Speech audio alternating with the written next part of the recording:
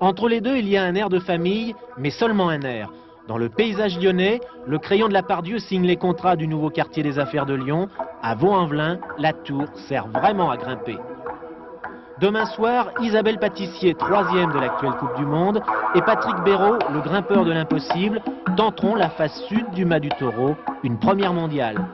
Patrick Béraud est le dernier de la charte des 19 plus grands alpinistes du monde à refuser toujours la notion de compétition, rendue possible grâce aux surfaces artificielles.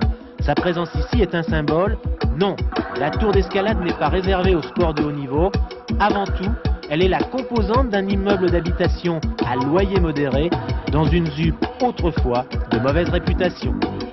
Une convention entre l'État, la communauté urbaine de Lyon et Vaux-en-Velin a réhabilité le quartier en prenant l'escalade tout court contre celle de la violence. Et ça marche, la petite délinquance est en chute libre. À Vaux-en-Velin, les enfants des écoles apprennent à grimper comme à nager dans le cadre du tiers-temps pédagogique.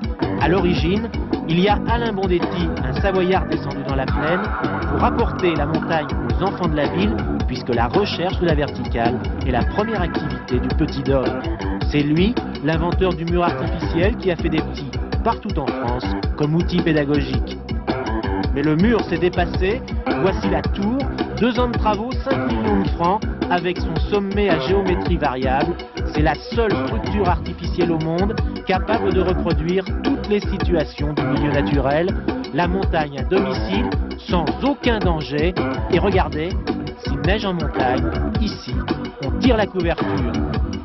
Mais attention, le but n'est pas d'enfermer la montagne dans un bocal, mais de l'en sortir cet été.